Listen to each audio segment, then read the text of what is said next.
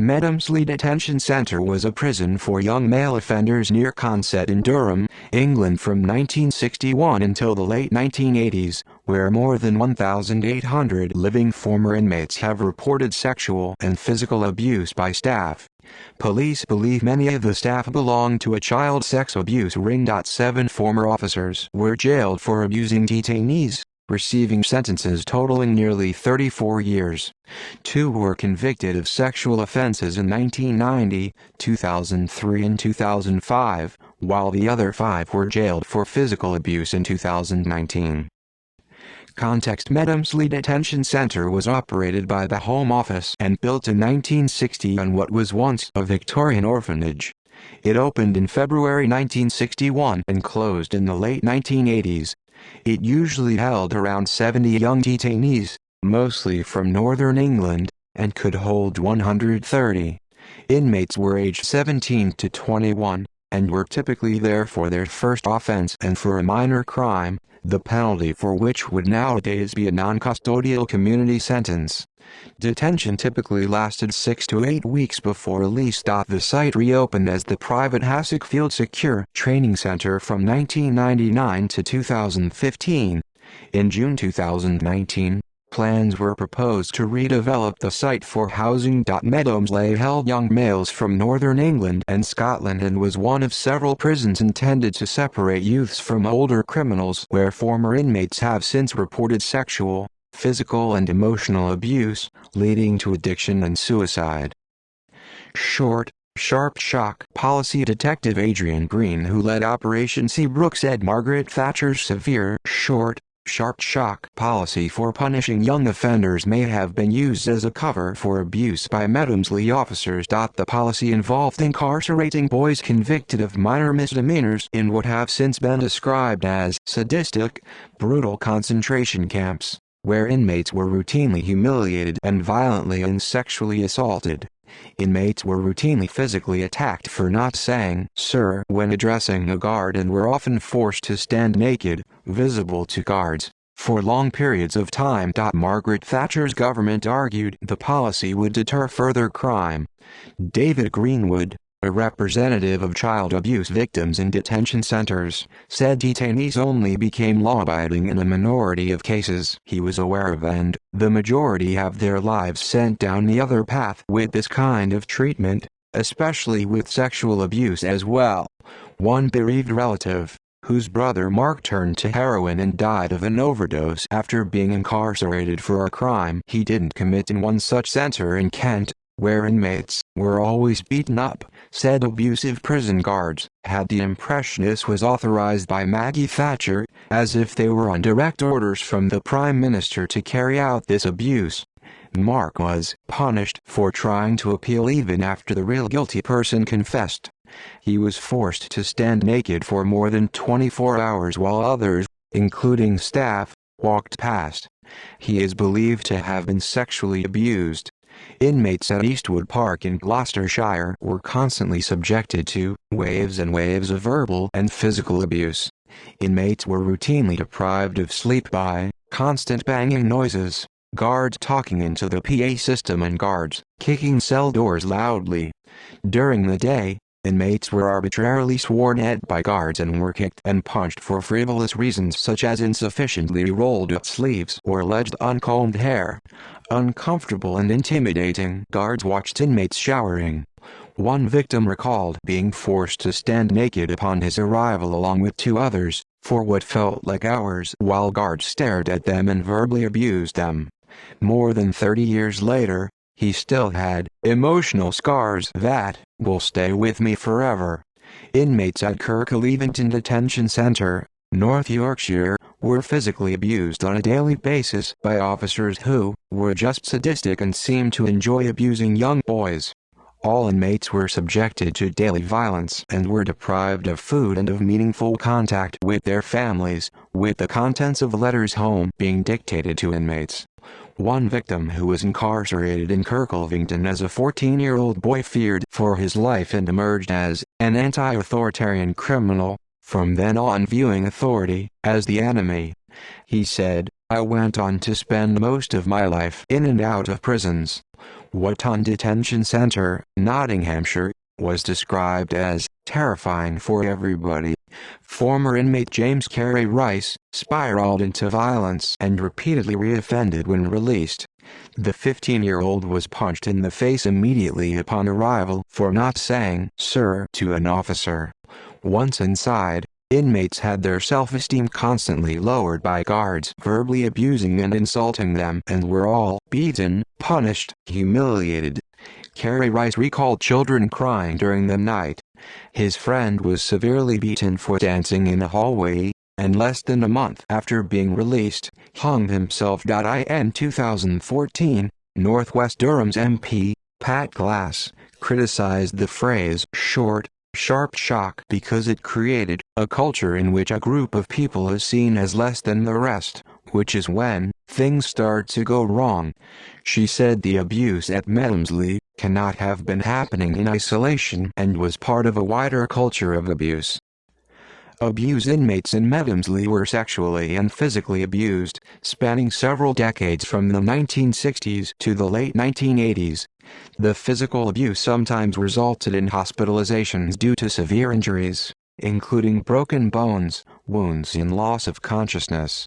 Many inmates were raped by staff. The wide variety of physical abuse and humiliation incidents included detainees being dragged from the toilet semi-naked for not finishing soon enough or for not preparing food quickly, being dragged by the hair during a beating, being force-fed salt for speaking during a meal, being punched for not saying "sir" to officers, almost drowning while locked in a box that was filled with water similar to waterboarding, being knocked from a 20-foot height, then forced to walk with a broken back and being kicked, stamped on and pelted with heavy objects. One victim said prison officers also orchestrated violence by inmates, having noticed that while he was being kicked and punched and slapped, he saw a prison officer at the door smiling. He said, "They were telling you that you were worthless, that's why you were in there, you were no good, nobody wanted you." Police believe many of the staff belonged to an organized pedophile ring. In 1970, Neville Husband, the chef and later a church cleric, moved to Medomsley where he raped inmates every day for 15 years. The MP Laura Pidcock described the center in her constituency as a living hell. Concealment: the public was prevented from learning of the abuse in various ways. Rape victims were silenced with death threats and beatings. At least 14 victims were ignored by police when they tried reporting the abuse upon their release, with rape victim Kevin Young being silenced with threats of being returned to Medomsley. Tony Skillen, whose skull was broken by a violent prison guard, was forced to pretend to hospital staff that the injury was accidental. Relatives of David Caldwell, a chronic asthma sufferer, believe his inquest ignored the role of extreme physical training that was forced by violent prison guards in triggering his fatal asthma attack. The Home Office dismissed and denied numerous reports of abuse. Serial rapist Neville Husband used a kitchen storeroom as a bedroom containing sexual paraphernalia, where he forced a boy to sleep each night. He concealed the nightly rapes by prohibiting staff from searching the kitchen area.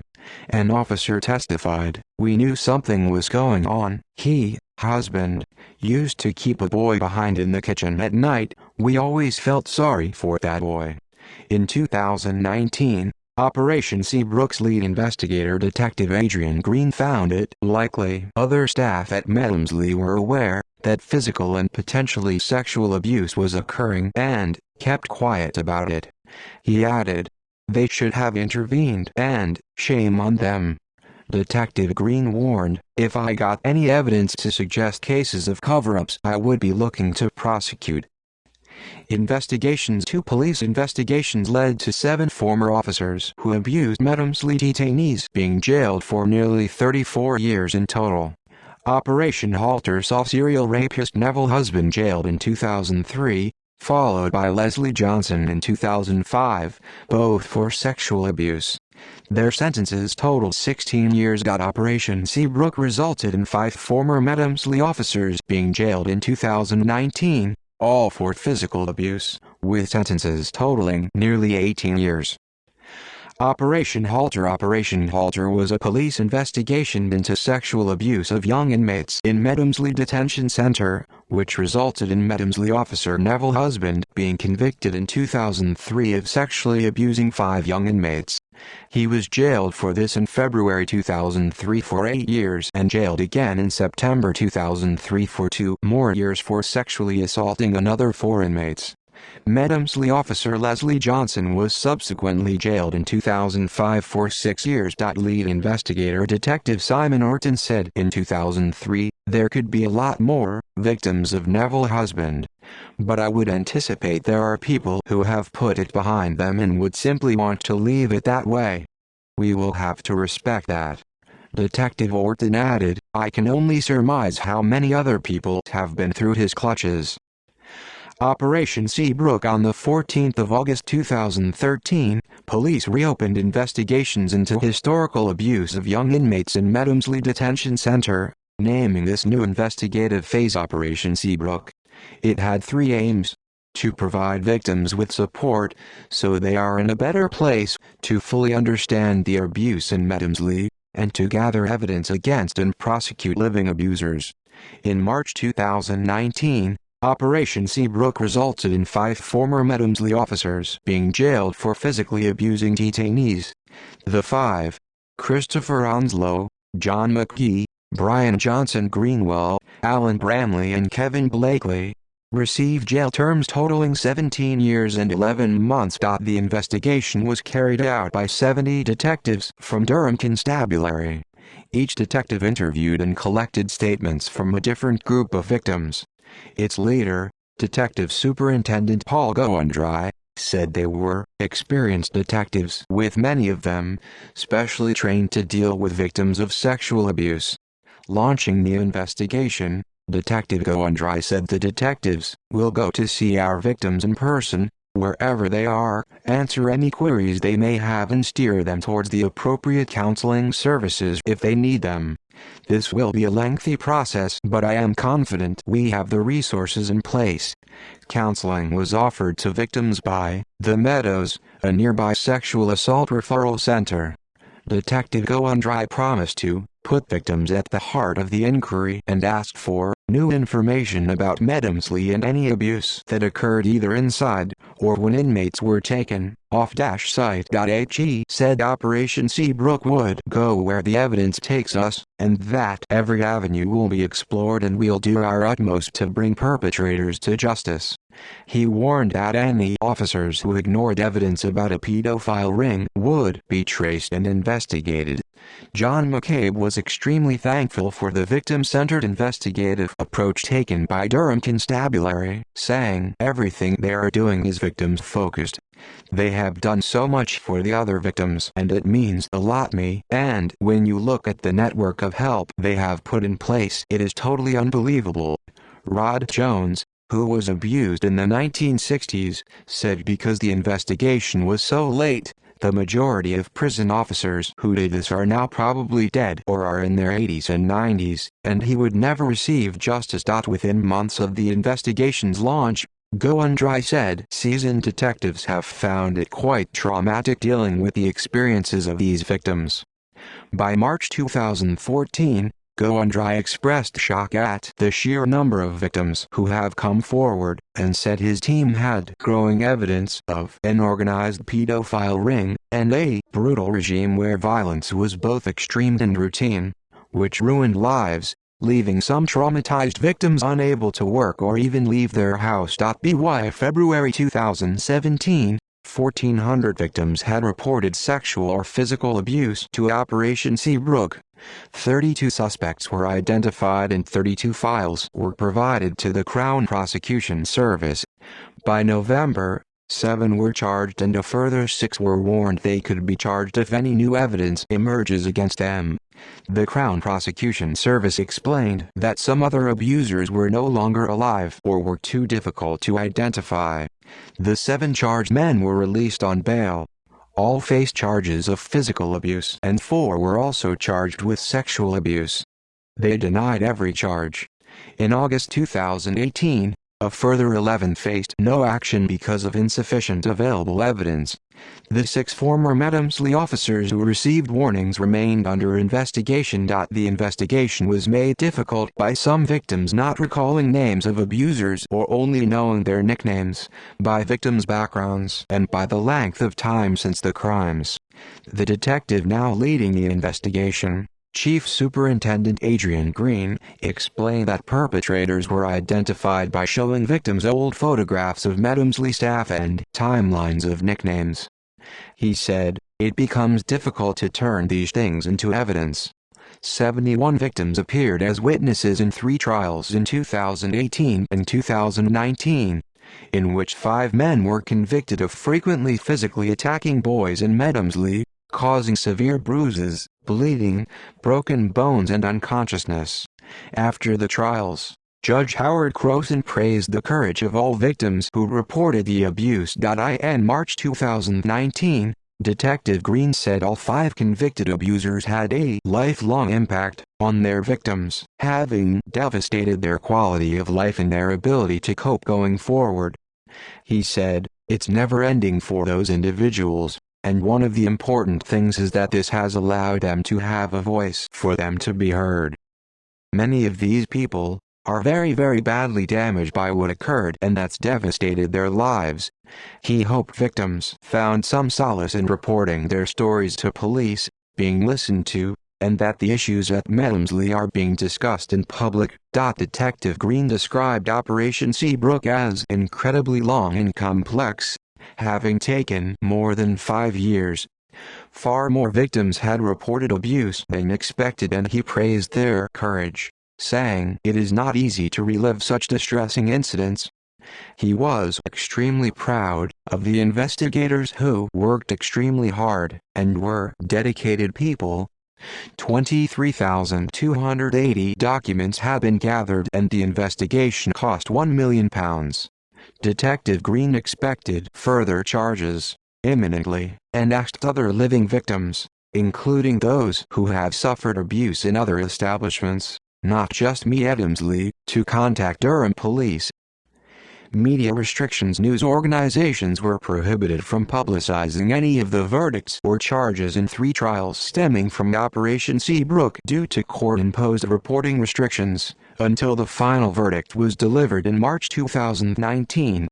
The trials had been scheduled for September 2018, November 2018 and January 2019. During these temporary restrictions, only the names and ages of the 7 defendants could be reported. On the 12th of March 2019, following the verdict in the final trial, Judge Howard Croson lifted the restrictions, allowing details from the 3 trials to finally be published. Victims. Over 1,800 former detainees reported sexual and extreme physical abuse by officers in Medomsley, including daily rapes and frequent severe beatings under a culturally violent regime that traumatized them for life. Many were so desperate to escape this criminal, systematic abuse that they broke their own limbs in order to be hospitalized and therefore removed from Medomsley. By March 2019, around 300 victims reported abuse by Neville Husband, which Durham Constabulary expected to become considerably higher. He was brought to justice in 2003 by Operation Halter. Husband, the chef and a church cleric, raped boys at Medomsley every day for 15 years.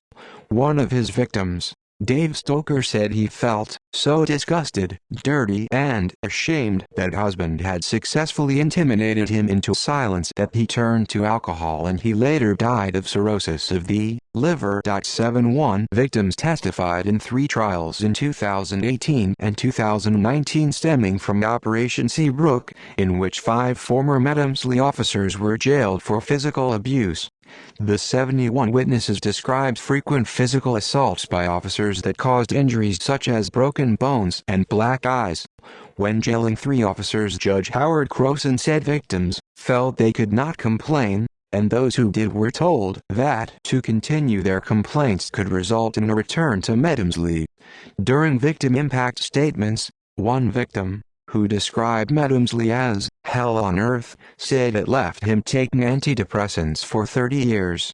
He said Medomsley officers seemed as though they were using us to show off to one another, laughing as they did it. Others victims suffered recurring nightmares about Medomsley, even after 40 years, with at least one victim housebound, unable to work and largely out of touch with his 3 children, still overwhelmed by flashbacks and post-traumatic stress disorder after 37 years. One victim described Medomsley as a violent place where prisoners were treated like animals. Investigators said prison officers inflicted immeasurable suffering and lifelong damage upon the most vulnerable kids in society, causing mental scars which have lasted a lifetime, and that reporting the abuse has taken courage. Judge Howard Croson said former inmates who had the courage to complain were either ignored or warned that to pursue the complaint would risk a return to Medomsley, which no one wanted to risk, so most of the victims told nobody. He said society at the time viewed such complaints as evidence the victim had not learned his lesson. 1967 reports. In 1967, a member of Parliament informed the Home Office about reports of physical abuse against inmates, which the Home Office dismissed and denied. A 17-year-old was hospitalized for 5 weeks with abdominal and groin pain soon after arriving in Medomsley. He described having been punched and kicked, hit and struck with various objects by vicious, kick-and-thump-happy officers. He compared Medomsley to a prisoner of war camp. Another 17-year-old described other prisoners trying to break their own limbs in an attempt to be hospitalized and therefore leave Medomsley. He reported that his own chest was beaten using a studded belt and found Medomsley to be like hell. Other former detainees said fellow inmates were often forced to keep jumping forward while crouching down and were kicked whenever they stopped with exhaustion. One said this forced bunny hopping continued during the night and heard screams, but nobody reports it in case they get filled in. He also recounted being punched in the mouth and detainees becoming airborne due to being severely punched in the stomach. Deaths. Some inmates with medical conditions are believed to have died as a direct result of the actions of prison guards. David Caldwell. At 17, David Caldwell died of an asthma attack in 1982 after being left unattended for 2 hours in Medomsley's hospital wing. His mother told his inquest that despite his chronic asthma, he was forced into severe physical training. His sister added, the bruises on his legs were caused by him being kicked around by prison officers, and said he and others were routinely hit in the face for not saying sir. In 2014, she called for the case to be reopened and fully investigated. She felt the inquest, which attributed Caldwell's death to natural causes, was a waste of time because they weren't interested and weren't listening to her information. She said, I have got asthma, too, and I know if you get agitated it can bring it on, and he had asthma worse than me. I believe the attack was brought on by his ill treatment. Ian Shackleton, who had diabetes, fell into a coma and died in 1981 after being denied insulin. David Allen Brown was physically abused and prevented from attending his grandmother's funeral during his 3 months in Medomsley in 1981 for a crime he didn't commit. At 17, he was beaten up every day by Christopher Onslow, who repeatedly kicked him while forcing him to run without footwear, for being unable to run 4 miles within 35 minutes. Other detainees asked Brown to jump on and break their own legs so that they could avoid this brutal physical training under Onslow. Brown and others were beaten for not addressing officers as sir. Officer John McGee punched Brown in the mouth for complaining about not being allowed to attend his grandmother's funeral. Brown believes the physical abuse was sadistic and knew that others were being sexually assaulted. He said officers targeted smaller, weaker inmates. He was initially too afraid to report the abuse, expecting to be disbelieved, and eventually found the courage after he saw a BBC documentary about Operation Seabrook. However, all records of his imprisonment in Medomsley had been destroyed. making him feel like he was going crazy and leaving him to search for and rely on a detailed diary by his father, which had almost been dumped as evidence. Brown said, even after decades, I do think about it every day and the memories will never go out of my brain. Doug Corkhill was sent to Medomsley for 6 months in 1978. He suffered recurring sexual assaults by Neville Husband each week and was physically abused and humiliated by other officers. As soon as he entered Medomsley, officers strip-searched him and others and struck Corkhill's head for not saying "sir" when Corkhill informed an officer he wore spectacles. Another time, an officer humiliated him by pulling him by the hair from a toilet cubicle with his underwear down in front of other inmates, some of whom laughed at him, while the officer was beating him, reducing him to tears. He was haunted for life by memories of other inmates being violently attacked by staff, such as inmates' heads being pelted with crates for cheering to sports results on the radio and an exhausted young inmate screaming and crying out for his mother while being beaten and kicked by Christopher Onslow for being unable to continue running a 4-mile fence run in 35 minutes. Ian Farrer at 17. Ian Farrer was physically abused and humiliated in Medomsley in 1987 and reported this to police in 2014. He experienced physical abuse daily and recalled being knocked to the ground with a massive blow to my kidneys, then hit on the head by a prison guard for having a loose buckle. Farrer recalled other inmates intentionally having their own legs broken in order to avoid the violent attacks they might otherwise face. Prison guards routinely woke inmates during the night with loud noises and forced them to do bunny hops all around the place. He had been sent to Medomsley for 4 months for handling stolen property. Rod Jones never got over abuse in Medomsley, even after 50 years. Aged 17, he was locked inside a laundry basket and rolled 1/4 mile. A hose was inserted and he said, I could feel myself drowning. It was like waterboarding. I lost consciousness and the next thing I knew I was tipped out onto the floor of my cell. He was subjected to beating after beating and, desperate to escape, confessed to over 100 crimes he had never committed. Officers also gave him a rope, telling him to hang himself or they would do it for me. John McCabe. During John McCabe's 6 months in Medomsley, Neville Husband raped the 17-year-old nearly every night. The abuse began the day he started his job in the kitchen, with Husband grabbing him, creepily pressing himself against him and later intimidating him with a knife. The rapes began the next day. Husband sometimes took McCabe outside of Medomsley, where a second man raped him, watched by a woman. The second man was never prosecuted. McCabe believed he would die in Medomsley and was told by Husband, I could kill you and put you in one of these boxes and bury you and nobody would know. He sought an inquiry, together with his local MP for East Kilbride, Michael McCann, who wrote a formal request for a full inquiry to Justice Secretary Ken Clark. McCann attributed Operation Seabrook's launch to McCabe's bravery and his ability to speak out about it, and giving up his anonymity, which resulted in McCann raising the matter at Prime Minister's questions and finally convinced County Durham Police Force to open up the investigation. Operation Seabrook's lead investigator Detective Superintendent Paul Goandry praised Mr. McCabe's courage in allowing himself to be named and said McCabe motivated not only myself, but also my team, to bring others to justice. Ray Poor at 17. Ray Poor was incarcerated in Medomsley for stealing biscuits. Upon his arrival, he was immediately ordered to help in the kitchen, where Neville Husband violently assaulted him. Poor said, when I said no, he started squeezing my neck as hard as he could. He just kept squeezing and squeezing until I was passing out and I thought I was going to die. He was saying in my ear, you could disappear from here, nobody would care and nobody would know. It was absolutely terrifying. Poor passed out and when he regained consciousness, he was being raped.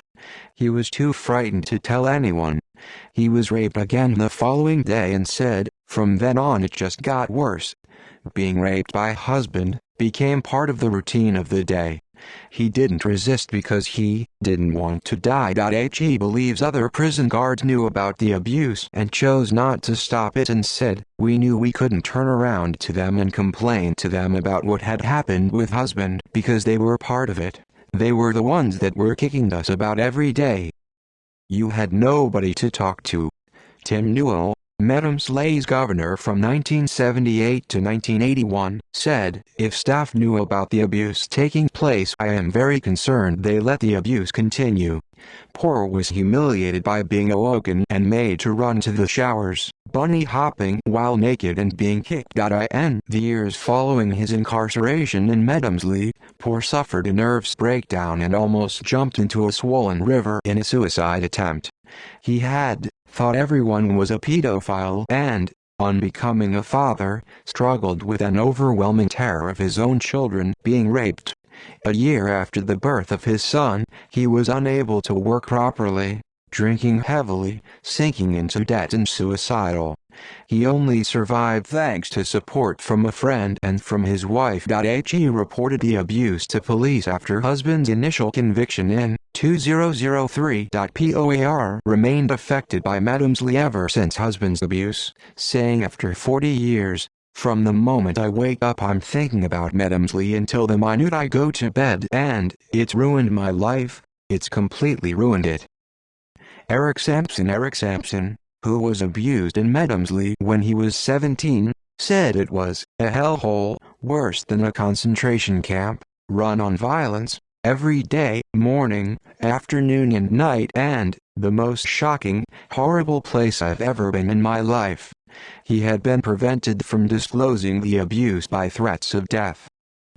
Barry Seeger, who was incarcerated in Medomsley when he was a boy, revealed in 2019 that he still suffers nightmares and is still too afraid to leave his home because going places causes recurring flashbacks. "My body shakes." He was attending counseling. Tony Skillen at 16. Tony Skillen was hospitalized because his skull was broken in a severe beating by Christopher Onslow. The officer Brian Johnson Greenwell forced Skillen to pretend in hospital that the injury Onslow inflicted was caused by an accidental fall. The experience caused Skillen 40 years of awful mental health problems and was still a nightmare to look back on. He said Medomsley was like a concentration camp where the daily routine was just violence that never stopped because if you weren't getting it, someone else was. In Medomsley, Skillen feared for his life. Dave Stoker, a victim of Neville's husband, was too frightened to tell anyone because husband told him he would make my life hell if the sexual abuse became known. This left Stoker feeling so disgusted, dirty and ashamed, pushing him to alcoholism. He died of cirrhosis of the liver. Peter Toole's head was banged against a wall when he arrived in Medomsley in 1985. He was there for handling stolen goods. He said, "They tried to break you and the place was run on violence." Kevin Young at 17.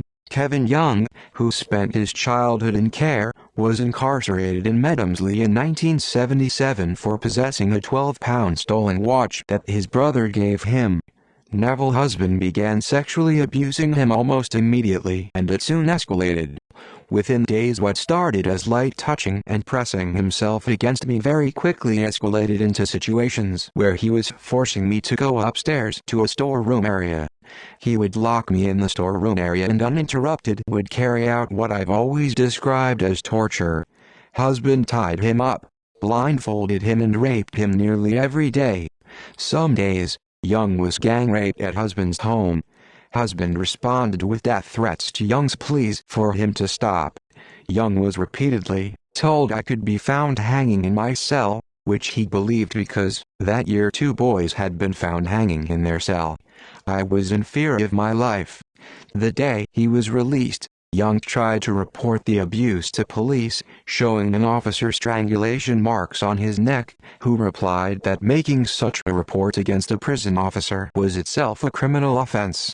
Officers at Consett police station silenced Young by threatening to return him to Medomsley and ignored his complaint. Perpetrators. 7 former officers were jailed for abusing Medomsley inmates, including 2 for sexual abuse. Police suspected the 2 belonged to a larger child sex abuse ring. 6 more former Medomsley officers were warned they could face charges if further evidence against them emerges. The Crown Prosecution Service explained that other abusive Medomsley officers were either dead or were too difficult to identify. The Ministry of Justice stated after convictions in March 2019, "It is right that those responsible for such appalling behavior are finally being brought to justice, and we hope never to see abuse on this scale ever again." Because of Operation Halter, 2 former Medomsley officers were jailed for sexual offenses against inmates. Serial rapist Neville Husband was convicted and jailed in 2003, followed by Leslie Johnson in 2005.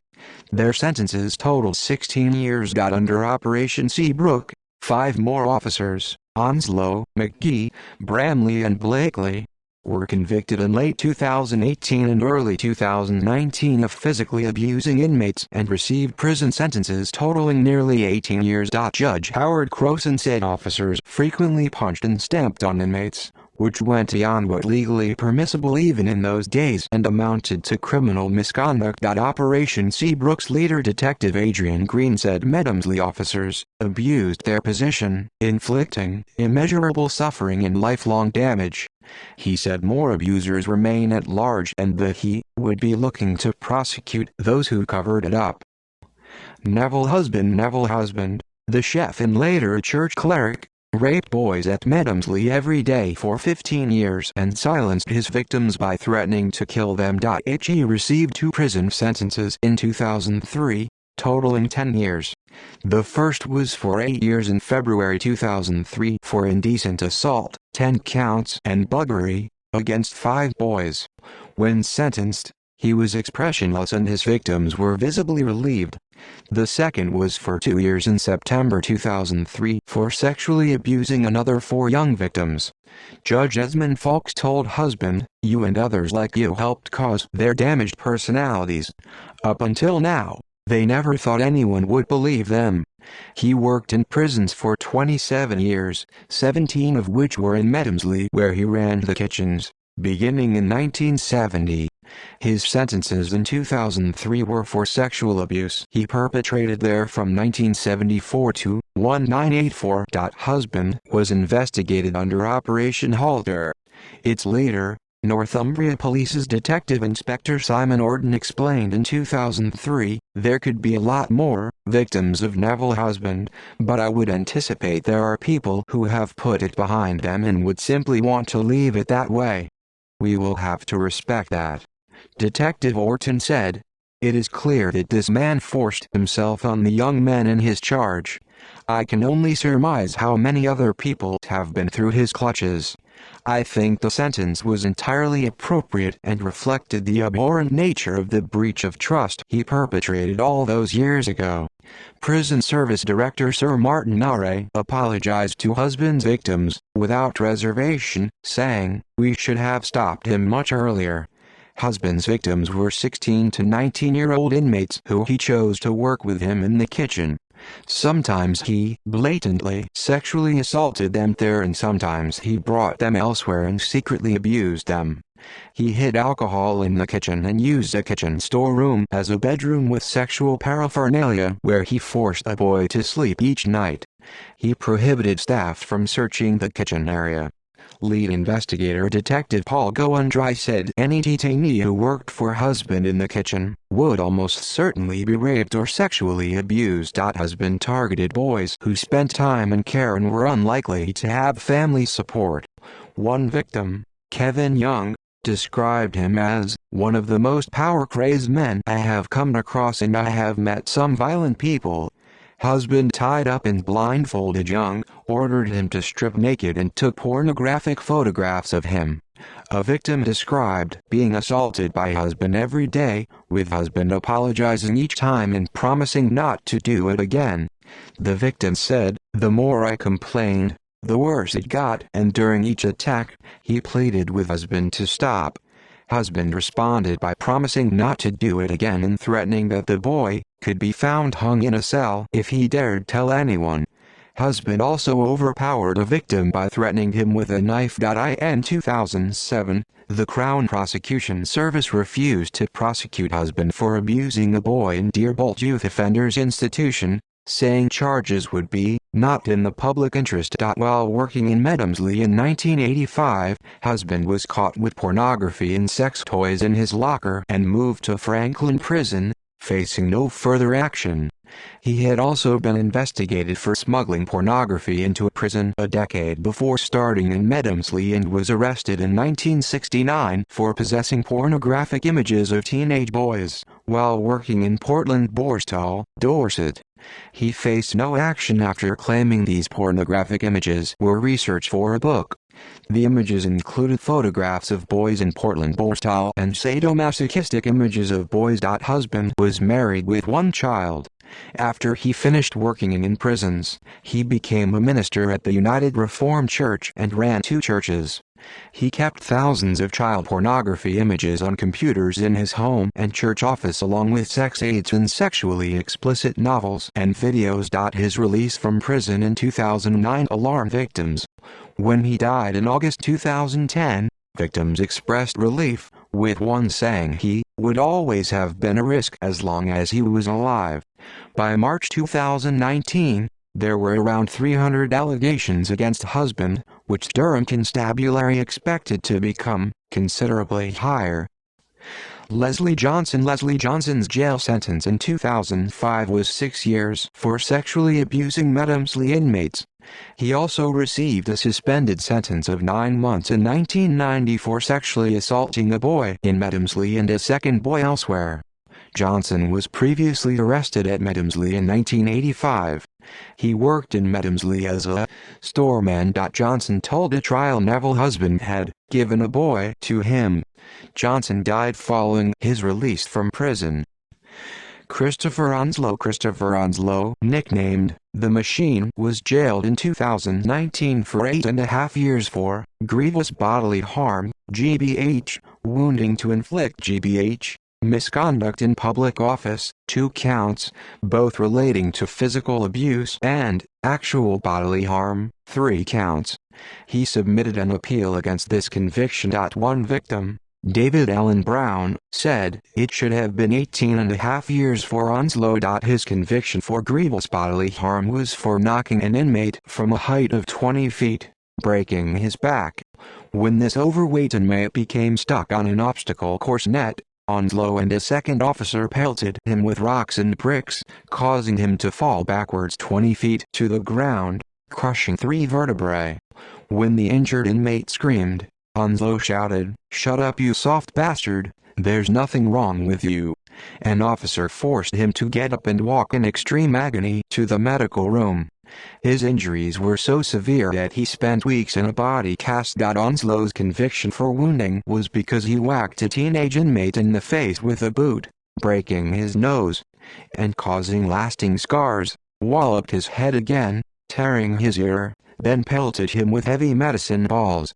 The victim said, "It was the most violent experience of my life and I thought I was going to die that day," describing Medomsley as an absolute hellhole and torture. Onslow organized physical training for inmates from 1975 to 1985 and frequently assaulted inmates in the gym. Onslow assaulted a prisoner who told him, "There's something amiss with Mr. Husband," after being raped by Neville Husband, and ordered the prisoner never to disclose the rape to anyone. Onslow kicked and stamped on a 17-year-old, then pelted him with medicine balls, breaking his ankle. Onslow and other officers tormented a mixed-race detainee with an onslaught of racist abuse. Onslow beat a boy on the head using a shoe for not reaching the showers fast enough. While he was desperately fleeing, the boy collided with a concrete post and lost consciousness, causing migraines that continued for decades. Onslow beat up another inmate for picking a team of inmates that won a game of football against his staff team and violently attacked a 17-year-old who lost a 200-meter race because this lost him a 10-pound bet. He was described by David Allen Brow as an animal that loved every minute of being aggressive and very violent, and by another as the most feared officer. Kevin Blakely, nicknamed Broken Nose, was jailed in 2019 for 2 years and 9 months for misconduct, 2 counts. The misconduct was that he physically assaulted and abused detainees. He punched a boy for reporting sexual abuse to him and kicked a detainee who was in bed. When he was convicted on the 12th of March 2019, Blakely was allowed bail until sentencing on the 4th of April. Judge Howard Crowson said Blakely participated in a culturally brutal regime. He was a Medomsley officer from 1974 to 1983. John McGee, nicknamed Pigeon Man and Big John, was jailed in 2019 for 2 years and 8 months.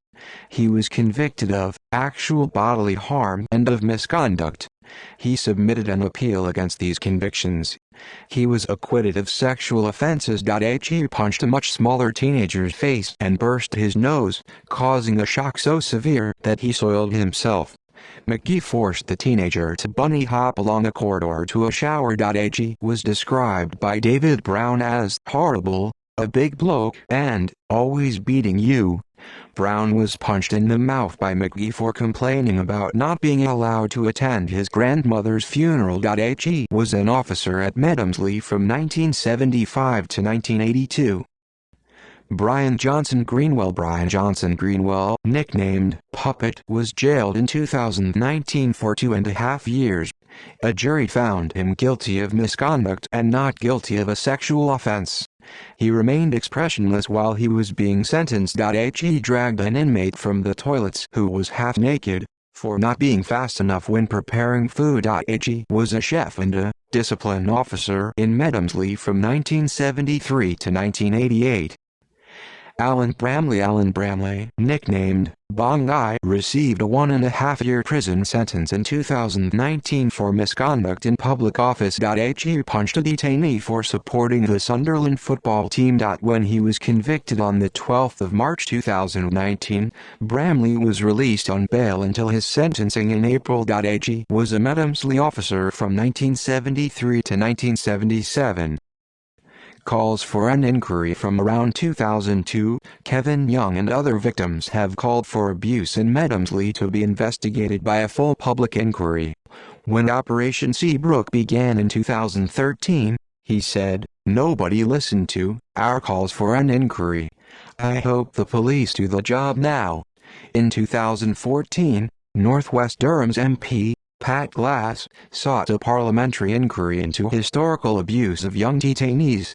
She approached the chairman of the Home Affairs Select Committee, Keith Vez, and asked the committee to examine the whole issue of historic abuse in places like Medomsley, which she said had a systematic reign of terror. In 2019, legal experts also sought a full open inquiry because they believe some instances of abuse in Medomsley were severe enough to have violated Article 3 of the Human Rights Act, which prohibits torture and inhuman or degrading treatment or punishment.